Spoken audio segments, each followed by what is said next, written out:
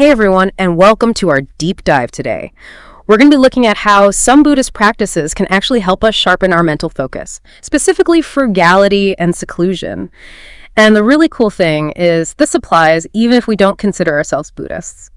Our source material is a collection of excerpts from a text that examines these practices in a modern context.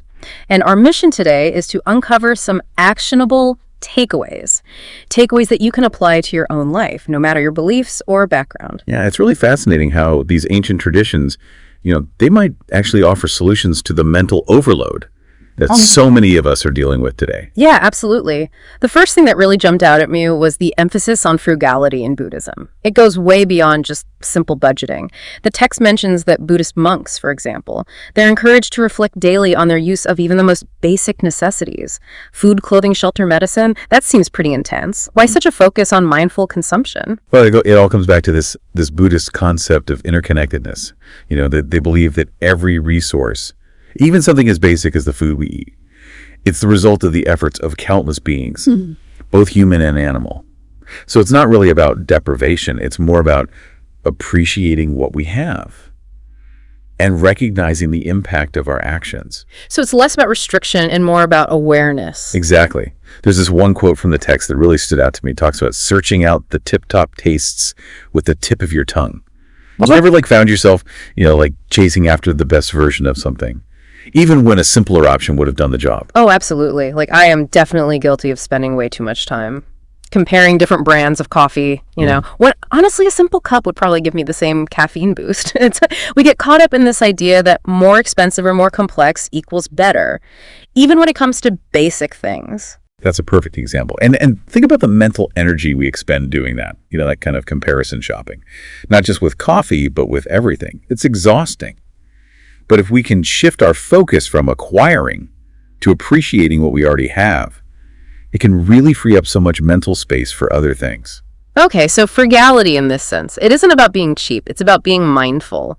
I'm starting to see how that could lead to a clearer, calmer state of mind. Absolutely. And speaking of mental clarity, that brings us to the next fascinating concept, seclusion. This is where it gets interesting. The text talks about creating a wilderness state of mind. Even while living in a busy, hyper-connected world, that sounds pretty challenging. How is that even possible? It might sound a little counterintuitive, but chanting can actually be a really powerful tool for cultivating that sense of inner seclusion, the rhythmic sounds and the focused attention. They have a calming effect, almost like creating a quiet space within your own mind. I'll be honest, the idea of chanting creating peace seems a bit odd to me. How does making noise lead to a quiet mind? Well, think of it like this. When your mind is racing with a million different thoughts, chanting gives it a single, simple task to focus on.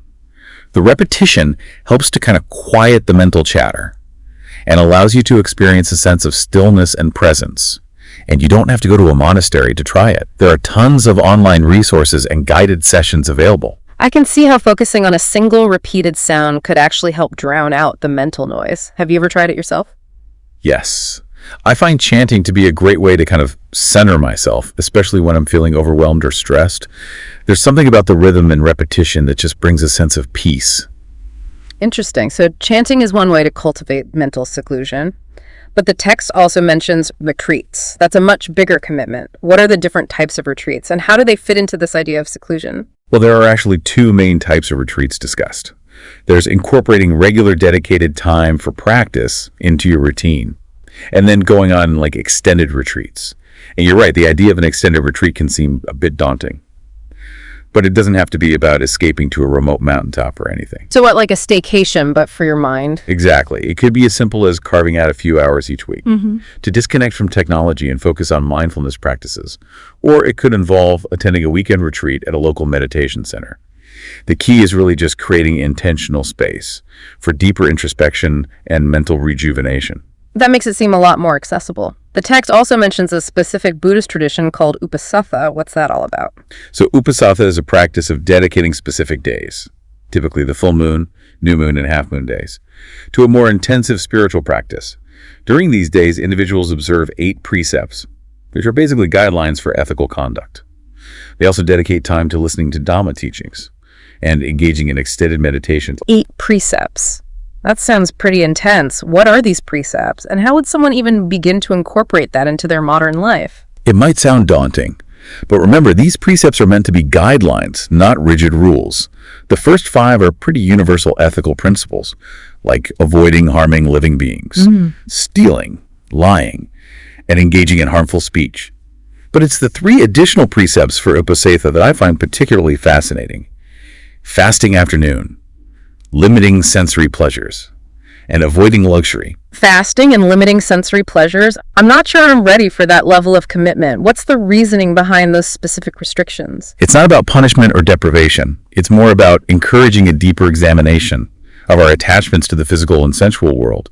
By intentionally stepping away from things like, excessive food or entertainment or comfort, we can kind of create space to observe how those things actually affect our mental state. So it's like a little experiment in detachment. Exactly.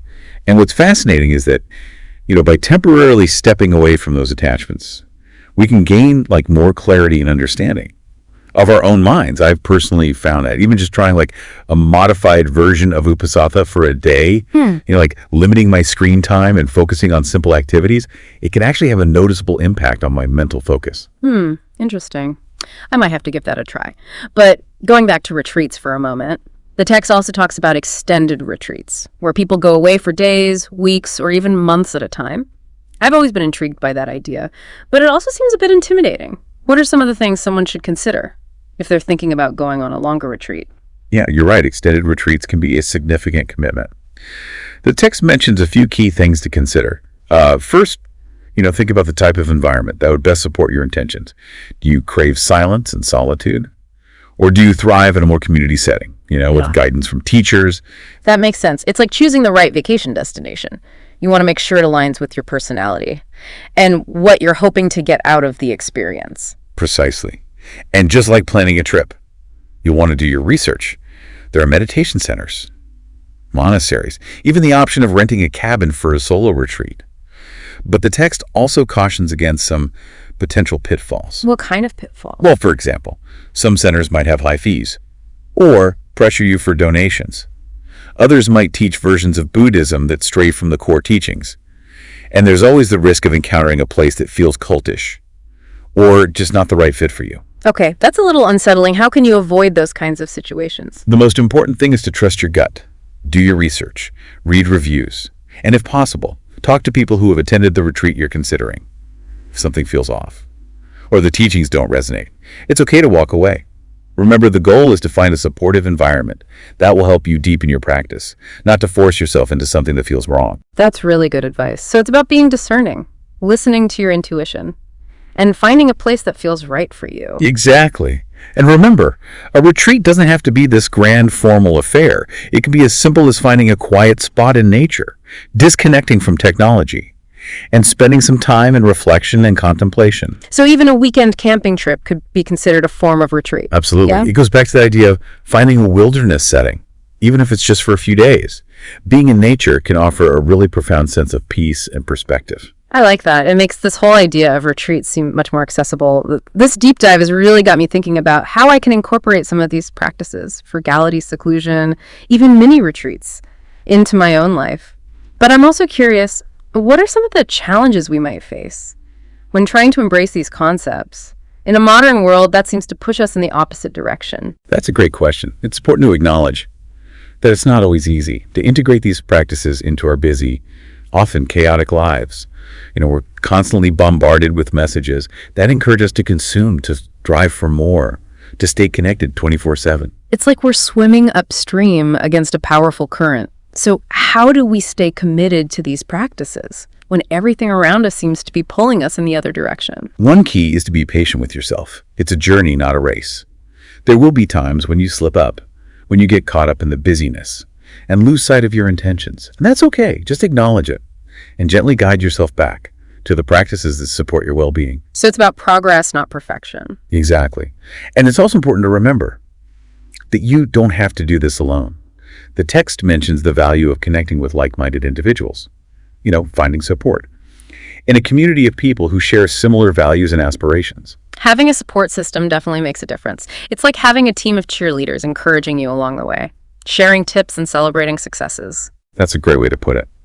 And that brings us to another important element of this journey, the role of mentorship and guidance. Finding a mentor sounds like a great idea, especially when you're trying to navigate this new territory, but where do you even start looking for someone who can offer guidance on these practices? Well, the text mentions a few good places to start, like meditation centers or monasteries. You know these places often have experienced teachers who can provide more personalized support and advice. That makes sense. But you also mentioned earlier that the text cautions about being discerning. When choosing a center or a teacher, how can you tell if someone is a genuine guide or just trying to, sell you something? It's so crucial to trust your intuition.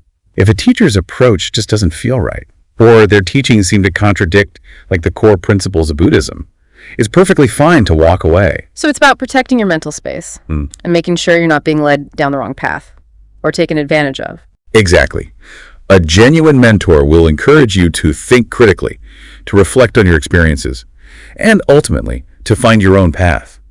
They shouldn't be trying to impose their beliefs or control your decisions. It sounds like finding the right mentor is kind of like dating. You might have to try out a few different people before finding someone who's a good fit for you.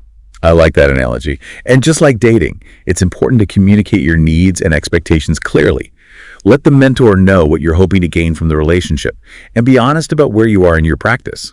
So it's a two-way street. Both people need to be invested in making the mentorship successful. Absolutely. And remember, mentorship doesn't have to be limited to a formal teacher-student relationship. It can also come from books, online communities, or even close friends who share similar values and aspirations. That's a great point. It's about being open to guidance and inspiration from various sources.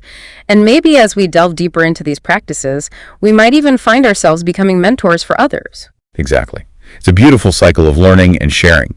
As we cultivate greater focus and clarity in our own lives, we naturally inspire others to do the same. This deep dive has been incredibly enlightening. I'm feeling inspired to incorporate some of these practices into my own life. Me too. And I think it's important to remember that this is just the beginning. The journey of self-discovery is ongoing. So where do we go from here? What's one final thought you'd leave our listeners with as they start exploring these practices? I would encourage them to approach this with a sense of curiosity and experimentation.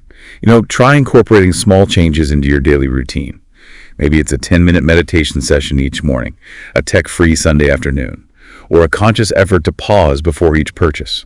It's about finding what resonates with you, what feels authentic and sustainable. Precisely. And remember the path to a more focused and fulfilling life. It isn't a straight line. It's a journey with twists and turns and unexpected detours. But with mindful intention and a willingness to embrace the unknown, we can navigate those challenges and come out with a deeper understanding of ourselves and the world around us. Beautifully said. And on that note, I think it's time for us to wrap up this deep dive. We hope you found it as thought-provoking and inspiring as we have. A huge thank you to our listeners for joining us on this journey. And remember, the exploration doesn't end here. Keep diving deep, keep asking questions, and keep discovering the incredible potential that lies within each of you. Until next time.